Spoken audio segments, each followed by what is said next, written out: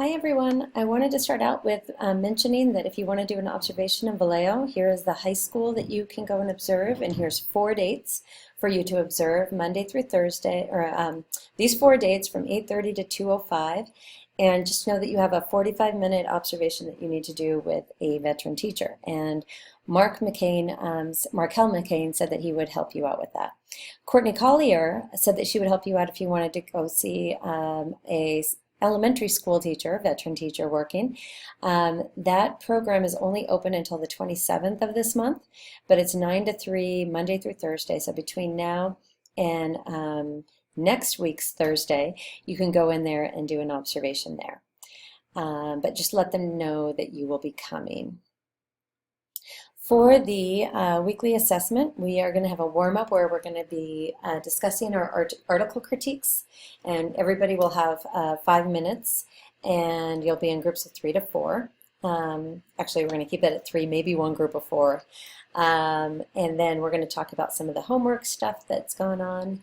And then we're going to split you guys into 2 groups. One with me, we'll be looking at universal screening and progress monitoring.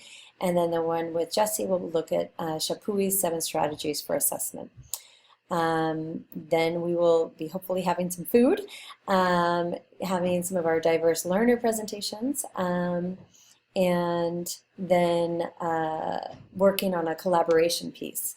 And in that, we'll actually be looking at Jim Dethmer's handout on above and below the line statements. Then we'll be planning out our stakeholder interviews, so who and what you will ask, and then going over what's next. So let's just go through. So you're going to be uploading your in-class assessment activities. So there's one for myself and there's one for Jesse. You'll watch your weekly support video, which is the one you're watching right now, if you hear me. You'll complete your online UDL lesson plan module, which is down below, and then you'll read Friends and Bursics Chapter 5, and upload your teacher observation protocol, and complete critical reflection activity number 3. So for the universal screening and progress monitoring, I know what I'm going to go through today is rather fast, so I went through all the websites again on this video, which is 16 minutes, and then I've given you some handouts up here as well. And these are all the websites that are useful for progress monitoring. We're going to be playing around with a few of those, and then of course your assignment is reflecting on what you learned from it. And then for Jessie, same thing. She's got some handouts for you, and then some questions to kind of pull out the major pieces that she wants you to remember about her session. Then for the UDL module, we have 3 movies, or you have these articles that you can go through and read on your own if you don't want to hear my voice. So when you click on this and you see an error occurred, then you can actually click on the YouTube video and then it'll start that way. That's why I always make sure to have both of those there.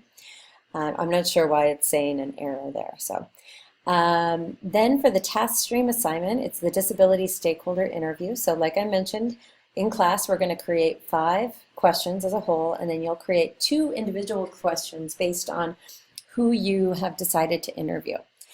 For the veteran teacher observation, as I showed you at the beginning, there's 2 schools in Vallejo that have opened their doors for you, so just make sure you go about going in and working with them in an appropriate way. And then there's the protocol. Let's just have a question or 2 about the protocol, so I just want to go over once again, real quickly.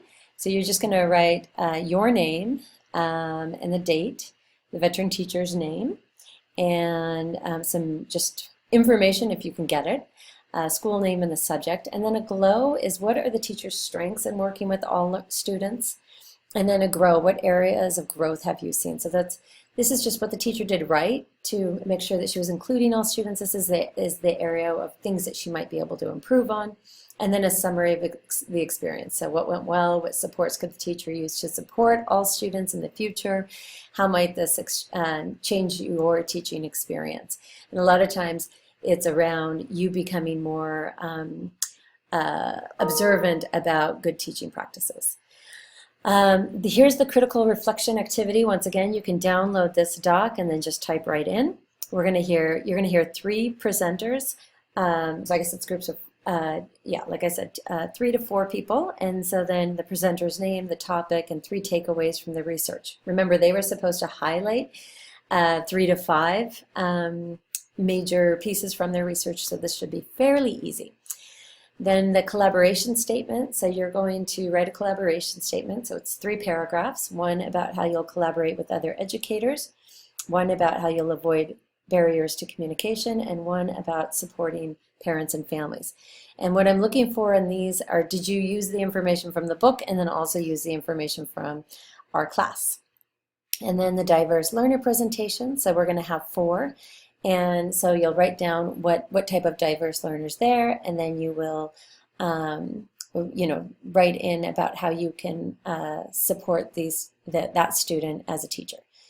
And then the UDL lesson plan, so you'll watch the UDL lesson plan module reflection. So you've seen the module, so you've got the you can explain what UDL is in detail, and then how do you go from a standard to a unit plan to a lesson, and then name the standard that you'll be addressing for your lesson plan for this course. So that's another one of your task stream assignments, is your lesson plan. So we're going to be starting to work on that, but I wanted you to come in between now and the next class with an idea about which lesson plan you'll be doing.